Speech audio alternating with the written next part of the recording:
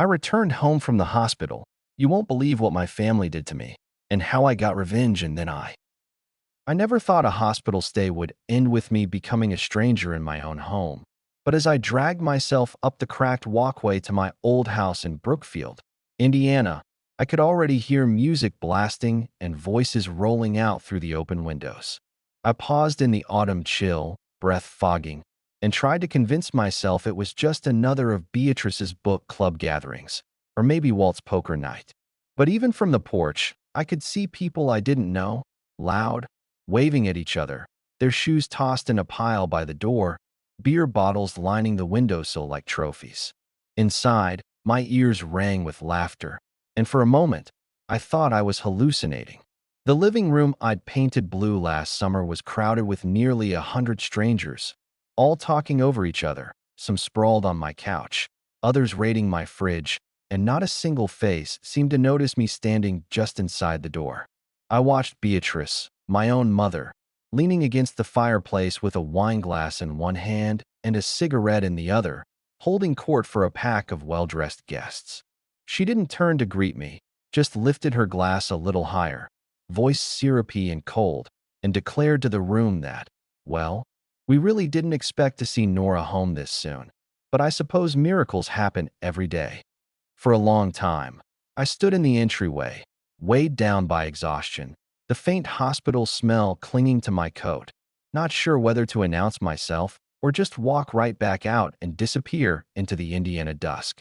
It was Sharon who finally noticed me, my brother Walt's wife, 6 months pregnant and always brimming with opinions, her voice slicing through the party as she called out, "Well, would you look at that? The legend returns from the dead." She grinned, but her eyes were calculating, darting around as if she hoped someone else would step in and usher me back outside. I was too tired for a scene, but the words just fell out of me, low and flat, as I asked why my car wasn't in the driveway and why there were people sleeping in what used to be my bedroom. Sharon laughed, that brittle sound she reserves for people who can't fight back, and said, "We figured you'd want us to make the most of the space. You know, since you weren't using it."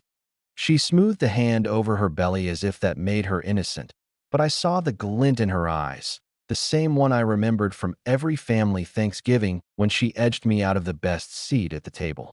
Walt emerged from the kitchen holding a plate of my leftover lasagna, his hair messy and a bright red stain on his shirt, and just stared at me like he couldn't quite process how I'd managed to find my way home. "You know, Nora," he said, not even bothering to meet my gaze.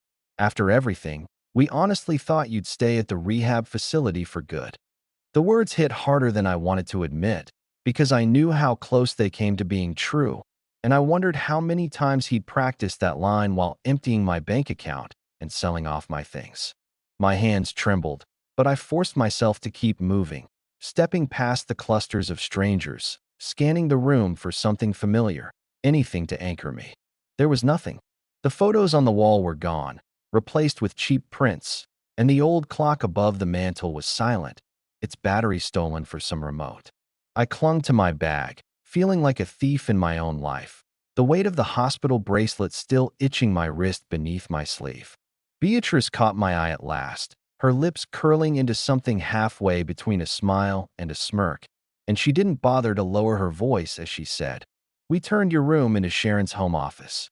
She really needed the space, and you know how hard it is for her to work in such a chaotic environment with the baby coming. For a second, I wanted to scream at her, demand to know where my things were, but all that came out was a whisper about my missing car and why my bank balance had dropped to zero while I was fighting for my life. Walt shrugged, never one to miss an opportunity, and said, "Sold it yesterday, actually. You'll get over it. It's not like you're going anywhere soon." The room exploded in laughter. But nobody was laughing with me, and I realized that every last shred of privacy, every inch of the world I'd built for myself, had been eaten alive by their comfort. I wanted to ask about my savings, but I knew what the answer would be, so instead, I slung my bag off my shoulder, letting it hit the floor with a dull thud that finally turned a few heads. For a second, the noise died down, and I could almost taste the panic hiding behind Beatrice's carefully made-up face. I reached into the main pocket and pulled out a stack of envelopes, 41 in all, each one addressed and cataloged in my jagged, hospital-shaky handwriting. I fanned them out on the coffee table for everyone to see, not caring if a drop of wine stained the corners, and I could see Walt's face pale as he recognized his own forged signature on more than a few of them. I tried to explain, my voice cracking, that I knew what they'd done: the unauthorized withdrawals, the credit cards opened in my name, the car transferred to Walt's friend with a handshake and no paperwork, the months of mail that vanished from my hospital room, the doctor's bills I'd never seen. But even as I spoke, Beatrice waved me off, telling me not to make a scene in front of her guests, that we were all family here, and surely I could see that everything they'd done was for my own good. My mouth was dry, but I managed to say that I'd talked to someone at the bank and a lawyer, and if I didn't get every penny back, I'd have no choice but to go to the police. Walt's hand tightened around his plate, his jaw clenched, but Beatrice just laughed, as if the threat was a punchline at her party, and told me I could either let this go or pack what little I had left and leave before the baby came. Sharon looked away, picking at a spot on the rug, suddenly silent. Someone from the crowd asked who I was, and Beatrice just smiled and said, "Oh, that's Nora. She used to live here." The words cut deeper than anything, and for a second, I thought I might collapse right there in the hallway, surrounded by strangers and the echoes of my own life. I wanted to scream that I was still here, still alive, but the music picked up again and the house went back to pretending I'd never existed. I left the envelopes on the table, grabbed my bag, and slipped out into the cold, my legs barely holding me up as I walked past the car that used to be mine, now driven by someone I didn't recognize, and past the neighbors who watched from behind their curtains but did nothing to help. In that moment, I realized I didn't have a home to come back to, not really, and that whatever fight was left in me would have to start from scratch, far away from Brookfield, Indiana, and the people who decided my life was worth more to them empty. I never expected that betrayal would unfold so gradually, so quietly, that I wouldn't even realize it until every bridge had already burned behind me. In the first weeks after I came home, I kept replaying every small moment. Every time Beatrice said she'd handle things while I recovered, every time Walt borrowed my car keys and promised to return by sundown, every time Sharon let herself into my bedroom with a list of new demands and a basket of her laundry. Looking back, it all seems so obvious, but when you're drugged up and half awake, you don't think to question the hands that are helping you into bed, or why your mail keeps getting delivered to a different address, or how your own credit cards started showing up in someone else's wallet. The more I tried to remember, the more I realized how my family's care had always come with strings attached, each favor a small hook in the flesh, tugged tighter every time I hesitated to say yes. The groceries Sharon insisted on ordering for me always included her favorite snacks and sodas, but never my prescriptions. And if I complained, she'd tell me not to be ungrateful, that she was doing her best, and I should just rest.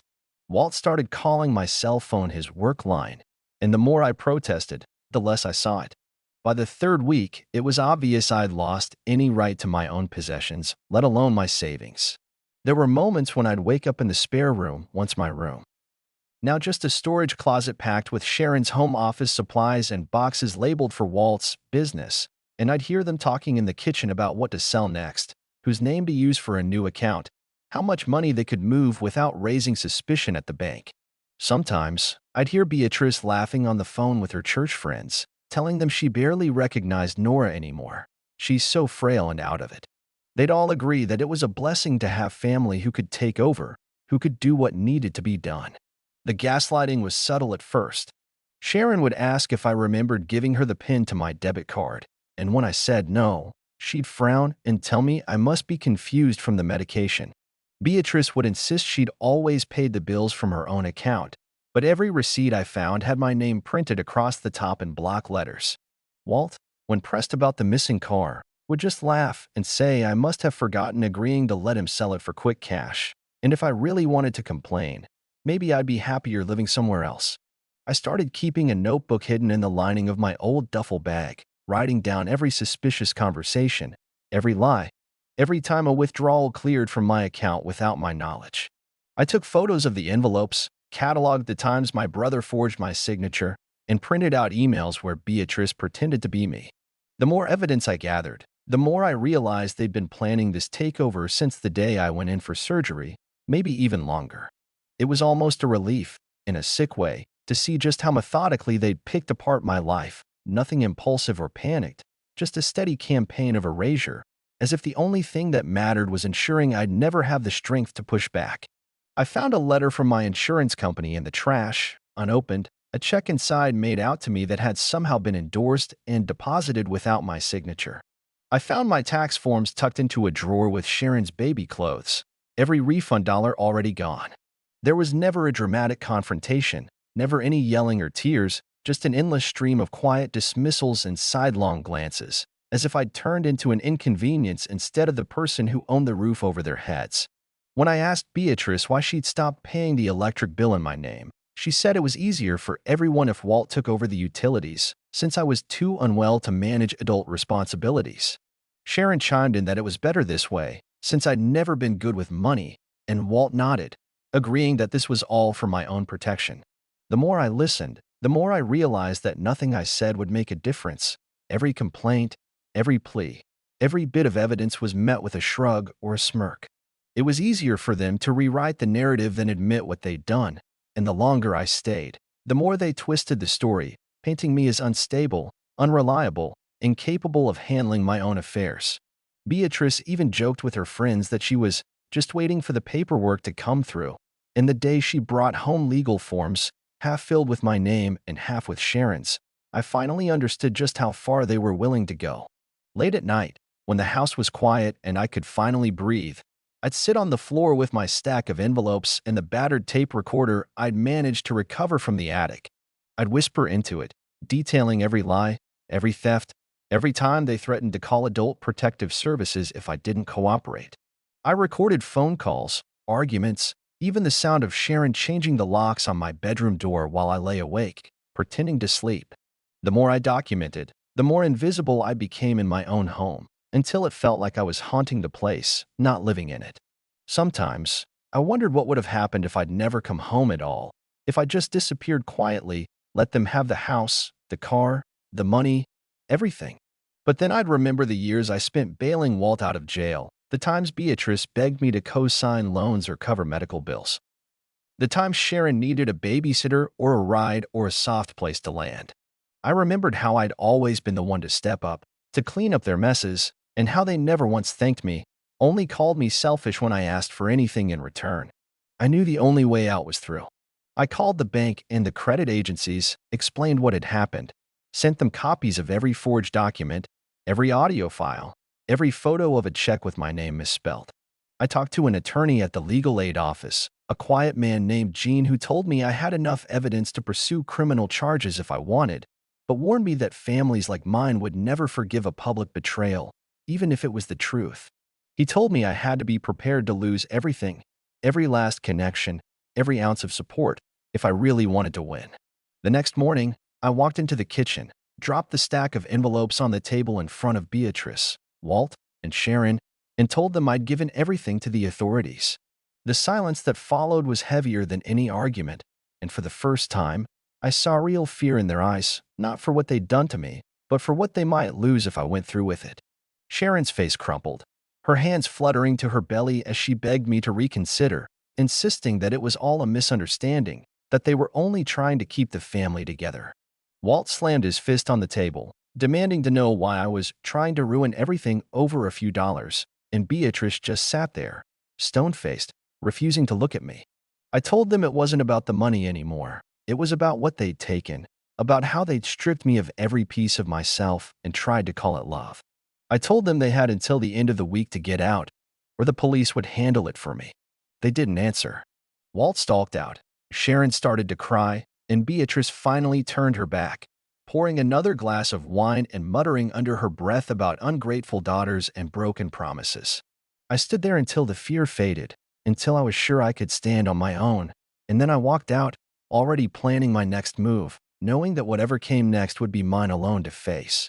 The morning after my ultimatum, the house changed in ways that were almost invisible at first, voices dropping to low, urgent whispers, Sharon's eyes avoiding mine. Walt skulking from room to room with his jaw clenched so tight I could hear his teeth grind whenever he passed me in the hallway. Beatrice started locking herself in her bedroom with stacks of paperwork, slamming drawers whenever I walked too close, and leaving the phone off the hook to keep out calls she didn't want me to overhear. I felt the temperature drop in every room, as if the old radiators had given up out of sympathy, and the place I once called home turned into a war zone where no one dared speak first. For days, nobody directly addressed the eviction or the threats I'd made. Instead, they tried to ignore me out of existence, shutting doors behind themselves, speaking in half sentences that broke off as soon as I entered a room. I noticed my food disappearing faster from the fridge, my laundry left dirty at the bottom of the stairs, and my mail rerouted again, this time to Sharon's office at the insurance agency downtown. Once, I caught Walt rifling through my dresser drawers, looking for what? I couldn't say, but the look he gave me when I appeared in the doorway was pure venom, the kind of resentment you only see when a thief's been caught but refuses to admit it. On the third day, I woke up to find all the curtains drawn and the lock on my own bedroom changed. Sharon, red-eyed and furious, hissed that I was tearing the family apart as she pushed past me in the hallway, and Beatrice was already on the phone in the kitchen, voice low and dramatic as she told some distant cousin that her ungrateful daughter was trying to make everyone homeless. I heard her say the words mental health and unstable more than once, her tone dripping with practiced concern, as if she were building a defense before I'd even had a chance to speak. The tension ratcheted higher each night. The quiet interrupted only by slammed doors and muted arguments. Walt started bringing home friends after midnight, loud, drunk men with nowhere to go, their laughter echoing down the hallways long after I'd locked myself in the guest room with the few things I hadn't already lost. Someone slashed my bicycle tires in the garage, and I found my notebook shredded and tossed into the trash the next morning, the pages gone except for the one I'd hidden in my pillowcase. Every attempt I made to call a truce was twisted into another accusation, Sharon saying I was endangering her pregnancy, Walt calling me a traitor, Beatrice retreating into silence except for when she needed to call a neighbor and cry about how I'd ruined her life. When I tried to file a formal eviction notice, Walt cornered me in the hallway, blocking the door with his arm and threatening that if I brought the law into this, I'd regret it. His breath smelled like whiskey and bitterness, and for the first time in my life, I didn't look away. I just told him I wasn't afraid of him anymore and that whatever he did, I'd survive it. I don't think he believed me, not really, but something in my voice must have registered because he let me pass, shoulders hunched and fists clenched so hard I thought he might break his own skin. That week, the house fell apart for good. The plumbing backed up, the power flickered off and on, and the bills piled up unopened on the kitchen counter. Sharon started sleeping with the baby's car seat on the couch, claiming it was for her health. But really, I think she just didn't want to be alone in the same room as me. Beatrice's friends stopped visiting, whispers spreading through the neighborhood about police calls and screaming matches, and the mailman stopped leaving letters at the door, dropping them instead at the curb as if afraid of what might come flying out when he rang the bell. The final straw came when I found a notice from the county taped to the front door, unpaid taxes, overdue utilities, and a threat of foreclosure if something didn't change soon. I brought it inside, dropped it on the table, and waited for someone to acknowledge what was happening. Beatrice barely glanced at the paper, muttering that I should stop blaming everyone else for my problems. But the panic in her eyes told another story. Sharon started crying again, demanding to know where we'd go if the house was taken, and Walt stormed out, kicking over a chair on his way through the front door. I realized then that they'd never had a plan, never expected me to fight back, never thought I'd be anything more than a safety net they could crawl back to when their own schemes ran dry. Every time I tried to reason with them, every time I tried to offer an olive branch or a compromise, they'd twist my words into new accusations, insisting that I was heartless for wanting my own life back, selfish for not letting them keep what they'd stolen. In their eyes, I wasn't a victim, I was a threat to their comfort, a reminder that actions had consequences they'd never been forced to face before. That was when Gene knocked on my back door, carrying a tin of lemon bars and a stack of legal documents. He'd been watching from his kitchen window for weeks, he told me, and finally decided it was time to step in. Gene, a widower with 3 grown daughters and a knack for quoting obscure state statutes, listened to my story without interrupting, nodding quietly and asking pointed questions about dates, signatures, and account numbers. When I finished, he set the tin on the counter and said, "They think they're clever, But the law doesn't care about family drama, just the facts.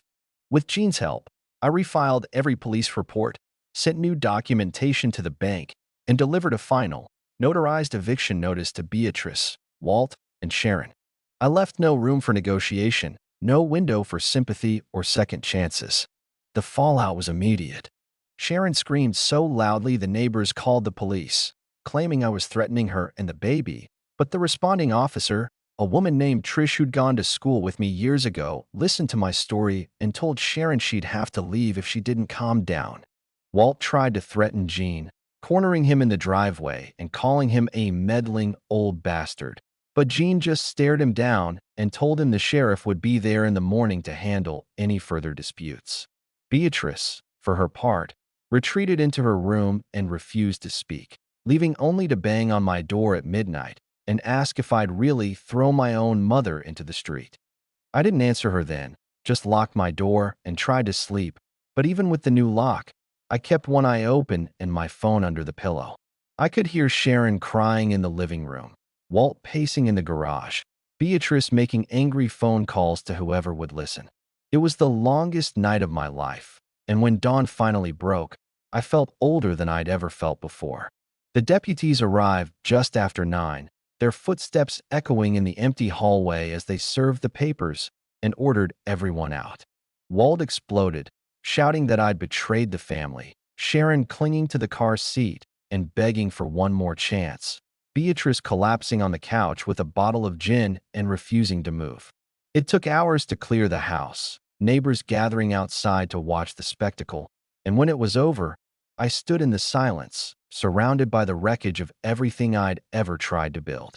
They left nothing behind but broken furniture, empty bottles, and a long scratch down the hallway wall where Walt's suitcase caught on the plaster. The house was colder than I remembered, stripped of every warmth, every trace of the family I'd once believed in. I sat on the floor for a long time, listening to the quiet, wondering if winning was supposed to feel like this, so empty, so final, so completely alone. By sunset, I'd packed the few things that hadn't been ruined or stolen and left the keys on the table for the bank. I called the real estate agent, sold the house to a stranger for less than half its value, and bought a bus ticket out of Brookfield before anyone could change my mind. I told no one where I was going, not Jean, not Trish, not even the neighbors who'd watched everything unravel from behind their curtains. For the first time in my life, I felt the weight of true freedom, and it was heavier than I ever expected. Starting over was never part of any plan I'd made for myself, but the bus rolled south through Indiana's cornfields, and I watched my old life vanish with every mile marker. I stepped off at a faded depot in a town called Fulton Springs, Kentucky, carrying a battered duffel and a folder full of legal paperwork that felt like proof my family had ever existed at all. The town was small enough that strangers still nodded at you on the street, and the hardware store was closed on Sundays, but big enough that nobody looked twice when a tired woman with bad scars and a box of envelopes rented a tiny apartment above the laundromat on Oak Street. My days settled into a routine that left no room for nostalgia or regret. I stocked shelves at the hardware store for cash, kept my head down, and spent my evenings scrubbing the apartment until the floors stopped smelling like bleach and desperation. I got used to eating dinner alone, to silence broken only by the sound of dryers rumbling below, to weekends with nothing but a radio for company.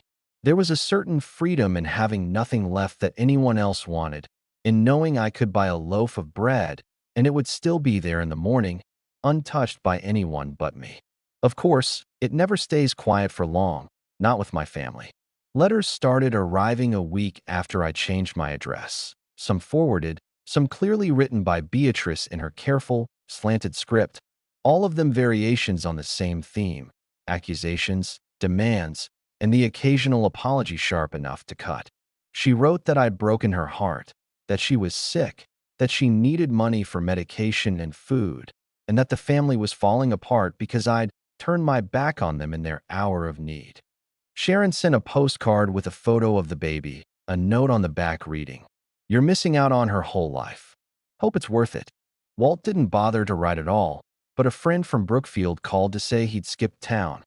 left Sharon with a pile of debt and no way to pay the rent. The temptation to answer was strong, but every time I held one of those letters in my hands, I remembered the look on Beatrice's face when the deputies arrived, remembered the way Sharon tried to twist the truth, remembered how Walt laughed while emptying my savings account. I tore up every letter and tossed the pieces in the trash behind the hardware store, refusing to give them any more of myself. I paid my rent on time, bought groceries with cash, and kept my head down, waiting for the rest of my old life to crumble without me. It wasn't until the first cold snap of winter that I started to feel like a person again, not just the sum of someone else's betrayals. I made friends with Lorraine, the bakery owner downstairs, who saved the last cinnamon roll for me on Fridays and never asked why I flinched at loud noises. I started going to the library on Saturdays, found comfort in the quiet hush of old paper and the company of people who didn't know my story. I stopped checking my phone for messages from Brookfield, stopped scanning every unfamiliar car on Oak Street for a license plate I recognized. But the peace couldn't last, not with the way my family clung to the past. One rainy evening, Lorraine handed me a manila envelope that had been left at the bakery door. There was no return address, just my first name in thick marker. Inside was a single court document, petition for guardianship of Sharon's child, filed in my name, with signatures forged so convincingly I felt dizzy reading them. Accompanying it was a letter from Beatrice claiming she'd done it to keep the family together, and that I owed it to Sharon's daughter to give her a proper home. I took the envelope to the county courthouse the next morning, hands shaking, and spent the afternoon talking to a judge who'd seen too many families like mine fall apart. With Jean's advice echoing in my ears, I explained everything, showed every scrap of evidence I collected, every fake signature, every bank record. The judge listened in silence, then set a hearing date, promising to review the case and make sure no more documents would be filed in my name without my consent. In the weeks that followed, I avoided the mailbox and tried to lose myself in work, in books, in long walks through the empty winter streets.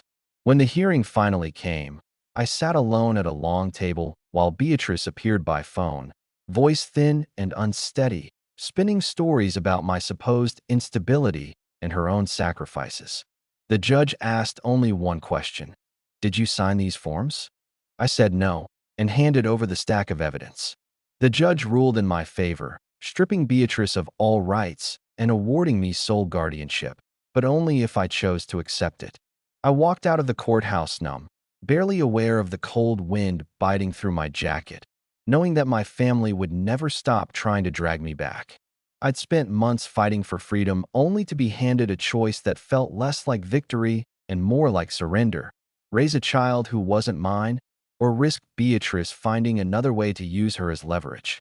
That night, I sat in the tiny kitchen above the laundromat, watching the snow fall outside, and realized that maybe it was time to break the cycle for good, to give someone else the safety and stability I'd never had. The decision to take Sharon's daughter in wasn't something I made easily or with any sense of triumph. When the judge called it sole guardianship, it sounded like both a victory and a curse. But I'd seen the way my family used children as leverage, as insurance, as a last desperate rope to tie themselves to whatever kindness they could squeeze out of someone else.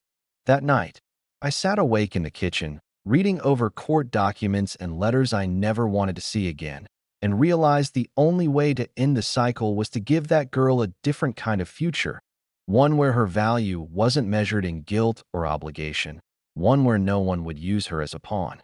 Sharon was in the hospital for stress and exhaustion, and Beatrice was nowhere to be found, rumors swirling through the old town that she'd lost everything to debt and desperation. Walt was a ghost, his last postcard stamped from somewhere in Nevada, written in a handwriting that didn't look like his own, as if he was already practicing a new identity for a new life. I made arrangements with Lorraine from the bakery, who agreed to watch the little girl while I worked, and with the help of a social worker named Diane, who never flinched when I told her the whole story, I turned the apartment above the laundromat into a home. The girl's name was Ellie, and she was barely 2, but even then she carried the weight of too many adults' mistakes. She watched doors more than she watched people, barely spoke and flinched at the sound of raised voices from the street below. I found myself whispering reassurances in the night, cooking simple meals for two, and discovering what it meant to be trusted by someone who had every reason to doubt the world. There were hard nights, of course, nights when Ellie would cry for hours, nights when she'd wake up with nightmares and stare at me with the same haunted expression I saw in the mirror every morning. But slowly, the apartment became less of a hideout and more of a home, the routines forming like armor against the past. Letters and phone calls kept coming, always from new numbers, always unsigned but unmistakable in their tone. Beatrice left voicemails saying she was dying, that her heart couldn't take another day without her granddaughter, that I'd destroyed the family. Sharon wrote from the hospital, alternating between begging for forgiveness and cursing me for stealing her child. Walt sent a single letter postmarked from a motel in Arizona, just a few lines about how he'd always known I'd end up alone, as if loneliness was a punishment instead of a gift. Each message I received was a reminder that I'd made the right choice. None of them would ever see Ellie again, not if I had anything to do with it. Winter passed in slow, gray weeks, but something changed as the days got longer and the air softened with the scent of rain. Ellie started speaking in full sentences, asking questions about the world, laughing at the pigeons on the fire escape, and running to greet me when I came home. Lorraine from the bakery taught her to knead bread, and Diane took us both to the library every Saturday, where Ellie would choose picture books and sit quietly beside me, small hand gripping mine as if afraid the past might sneak back in and steal her away. For the first time in years, I felt like something more than a survivor. I felt like I was building a future that didn't depend on anyone else's approval or forgiveness. Then, just when I thought the past had finally given up, I found a note tucked under my apartment door. No envelope, no name, just a scrawled address and the words, "You deserve to know the truth." I almost threw it away, convinced it was another attempt to drag me back into the family's drama. But curiosity and dread got the better of me. The address was in Brookfield, my hometown, but on the other side of town from where we'd lived, in a neighborhood I'd never visited. Against my better judgment, I found myself driving north on a rainy Saturday, Ellie asleep in the back seat, the world outside blurring into the gray of memory and regret. When I arrived, the house was small but neat, freshly painted with flower boxes under the windows. I knocked once, ready to walk away if anything felt wrong, but the door opened almost instantly. The man who greeted me was old, thin, and sharp-eyed, with a cane and a nervous smile. "You must be Nora," he said, and something about the way he said my name made me freeze on the threshold. He introduced himself as Leonard, a friend of my late father's, and invited us inside with the kind of gentle formality I hadn't heard since childhood. Inside, the living room was filled with boxes and files, old photographs of my father I'd never seen, and letters addressed to me in handwriting I recognized but hadn't seen in decades. Leonard explained that, before my father died, he'd asked Leonard to keep an eye on me, to step in if things ever turned as bad as he feared they might. The house, it turned out, had been quietly purchased in my name years ago, held in trust until the day I needed it, with instructions to ensure I never had to rely on Beatrice, Walt, or Sharon again. "He always hoped you'd never have to use it," Leonard said, "but he wanted you to have a safe place if the worst ever happened." I sat on the faded couch, Ellie climbing onto my lap, and let the shock and relief wash over me in waves. My father had left me an escape route, a last, secret gift from someone who'd seen how things were turning long before I was willing to admit the truth. The key was pressed into my palm with a shaking hand, Leonard's eyes shining with unshed tears, and for the first time in my life, I felt like the curse of my family's mistakes had finally lifted. We left the next day, moved into the new house, and started over one last time, not as fugitives, not as survivors, but as a family of our own making, free from the ghosts that had haunted us for so long. Sometimes I still hear from the past, a letter, a rumor, a name overheard in a grocery store, but I don't let it in. Ellie grows stronger with each season, her laughter echoing through rooms that once stood empty, and I know now that breaking away wasn't just about saving myself. It was about giving both of us the chance to live a life where love isn't a weapon and family isn't a trap, but a choice we make every day together.